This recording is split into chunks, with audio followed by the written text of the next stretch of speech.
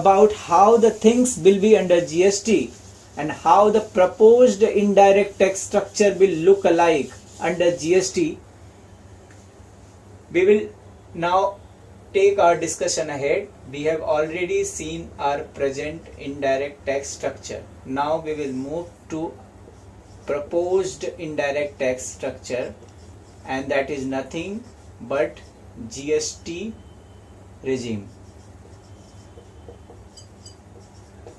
Under GST regime, your all taxes will be classified only in three categories. First one will be taxable supply within state. Taxable supply within state. Then you have taxable supply interstate.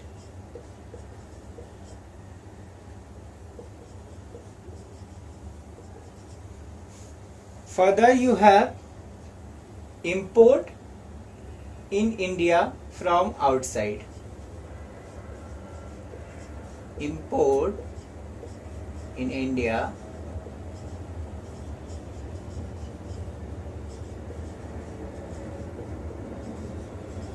So from the previous example where we discussed about approx 5 kinds of taxation, here we have or 5 types of tax laws. These were not the situation. If you notice the difference between these taxes that we discussed, service tax, excise and custom duty, VAT, sales tax, entry tax, these were the names of taxes and taxes were levied based on the name.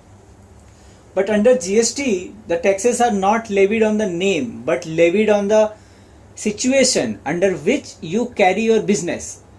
Means you supply something. In business you supply, you sell, you carry the transaction, and when the tax become applicable on transaction, you are very clear that which transaction I will make and what tax I have to pay. So like in current case, we have a taxable supply within state. When I say supply, what does it mean? When I say within state, if you see these three categories, the three categories are broadly classified into supply within state, then there is a supply interstate and import in India. If you see, I have not taken export here. So under proposed GST law, export are by rule and by law itself are exempt, or you can say nil rated or exempt. Why so? Because GST is a destination based tax. Means you pay tax where you consume. In export, we do not consume in India. It is not consumed in India. So, no tax is payable in India. So, we are not considering export here in our example for proposed GST law. Proposed GST law, we have taken taxable supply within state, taxable supply interstate, import in India from outside India. Now we'll see supply. What does this supply mean? Supply means both goods as well as service. So what does it mean? Earlier, if you see your present tax structure, it was either goods or service or goods or service or anything, but it was not applicable on both. But under GST regime, you don't have to classify your services under goods or service, because in both of the cases it will be treated as supply, and in both of the cases you will pay GST. So what the difference does it make between sale and supply? Because supply has a broader coverage compared to a sales transaction. We'll discuss these three, don't worry, though we have erased it, we'll discuss these three in detail. So when I say supply within state, means supply of goods or service within state will be chargeable to GST. And for GST, I must tell you, every state is a individual territory. So like if I am supplying service from one particular state to another particular state, then it's a different territory for GST. Under these two territory, only CGST, that is applied in both of the cases, is controlled by the central government. But let's say if it's a Karnataka, it's a Kerala, then you will pay Karnataka GST for supply made within Karnataka, and you will pay Kerala GST for supply made within Kerala. Also you will pay Karnataka CGST. Here also you will pay Kerala CGST when the supply is within state. Now let's take the example of interstate sales transaction. When there is a sales take place from Karnataka to Kerala. Since in this case the sender is in Karnataka, the receiver is in Kerala, and as I discussed, this GST is a destination based tax. Your present tax is origin based, means you pay tax where the product or service is originated, from where you supply. But under GST you will pay tax to the destination where you supply. If the same transaction, let's say there is some supply of material from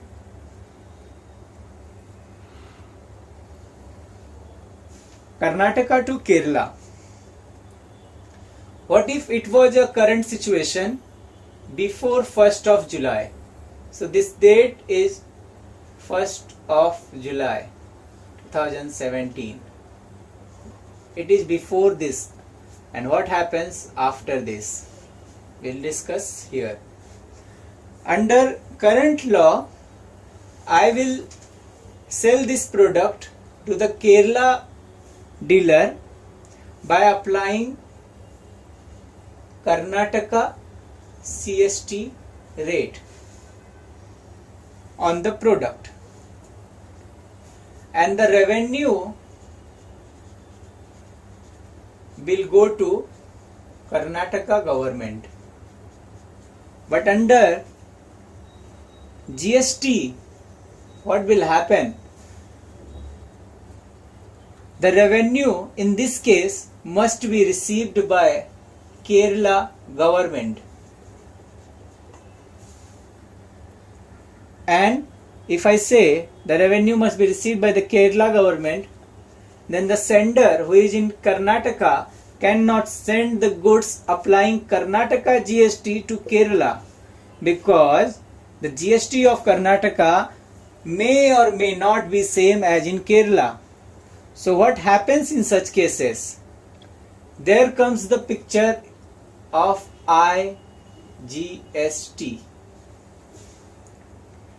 if it would have been the case of within state, any sales made within state will have two components, CGST and SGST. What does it mean? It's a central GST, it's a state GST. So if the rate of a product is 15%, currently it's understanding that most of the products are not 15%, they do not fall generally under 15%. The rate brackets goes into 5 and 12 and 18 and 28. So let's say this product falls under 12% category.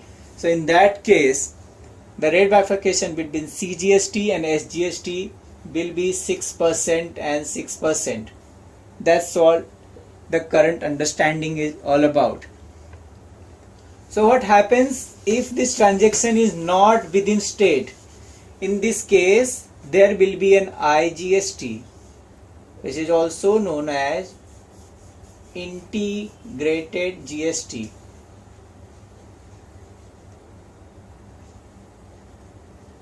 When does this GST apply? This is applied in interstate transaction, like this one. Goods moving from Karnataka to Kerala. I'm just erasing these cases like I have discussed this, because we have discussed here that the revenue under GST must be earned by the state which is receiving the supply of the goods and not the state which is sending the goods. So we have seen here that goods are moving from Karnataka to Kerala and IGST will be charged in this case. So who will charge this IGST? It will be charged by Kerala on the invoice, and this IGST will be collected by central government. So if the rate of the product, let's say, was 12%, if it would have been the local supply, there would have been the case of 6% CGST, 6% SGST, but under IGST the rates will be the total up of full rate on the product, that is in this case 12%. So 12% IGST will be charged on this product and the invoice will be sent. What will happen? Central government will retain its part of CGST from this product and will transfer the component of SGST to the state government of Kerala. So Kerala will receive the share of SGST from the IGST component. So this is how the revenue pattern of every state and central will work under GST. The major distinction that we saw is the tax structure will change from origin based to destination based, and the receiver state, if it would have been current case, he would have been charged CST and Karnataka would have earned this, but under GST it cannot earn because it is not a destination of the product, but the destination is Kerala. So Kerala must receive the revenue, and that's why Karnataka sender will charge IGST on the product supplying to Karnataka. So what does this supply means? When I say the supply has the broad area coverage, so what does broad area coverage right now it has compared to current law? Currently when we have a tax, it's mostly on sales. So if Karnataka is selling the goods to Kerala, he will have IGST. What if Karnataka is X Limited? Even Kerala is a branch of X Limited. And Karnataka and Kerala, though are a different state, but goods are moving from the same company to a branch of a same company. Then what will happen in such case? Such cases are also treated as supply under GST, and you will have to charge IGST on interstate movement, even for branch transfer. This will have huge impact on your working capital, on your stock holding, on your supply chain management. But yes, there cannot be any interstate supply. There can never be any interstate supply without IGST, even within the same company, that is from X Limited to X Limited. So we are clear now that under GST there will be a tax of CGST and SGST when goods moves from one place to another place. If it is within state, then there will be a CGST, SGST. If it's moving interstate, means from X state to Y state, there will be a IGST, and this IGST will not only be charged on sale, but it will also be charged on transfer. Now we'll see import. That is the third case we discussed under GST. And this third case that we saw is talk about goods coming from outside India. Like we discussed this, that GST is a destination based tax. Again I am putting the emphasis on this statement because your import gets taxable by this definition itself, else it would have been exempt, because under import goods come in India. So it is assumed that it will be consumed in India. So what we pay right now under current regime, we pay BCD, that is basic custom duty, we pay countervailing duty, we pay special additional duty, we pay cess. These are the taxes that we pay on import currently. What will happen under GST? Under GST, your all kinds of taxes of import except BCD will be subsumed under GST. So, which GST will be charged on import? Since it's not the within state transaction like we discussed, it is the goods coming from outside India to within India, then there will be an IGST on this import transaction. So there will be a BCD plus IGST. So the CBD and SAD will be replaced by IGST under proposed GST law. There will be a cess like that we pay, education cess or higher education cess, that will still remain there, but the major portion of your custom duty, your import cost will be covered under IGST. And the main advantage for the importer is that whatever cost you pay under IGST is that you get the credit of the same, means it's a input tax credit, and you can adjust it against your liability when you sell your final product.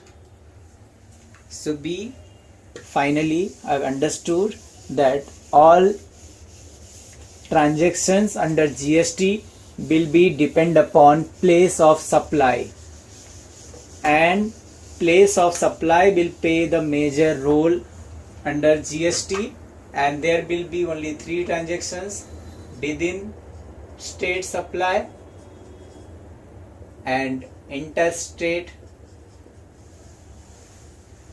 supply and import. There will be a CGST plus SGST on every invoice that is supplied within state. There will be an IGST for every supply made interstate, including branch transfer. Under import we saw we will pay BCD plus CBD plus SAD will be subsumed by IGST, plus you will pay cess on this, and that is what your overall indirect tax cost will be under GST. If you move ahead,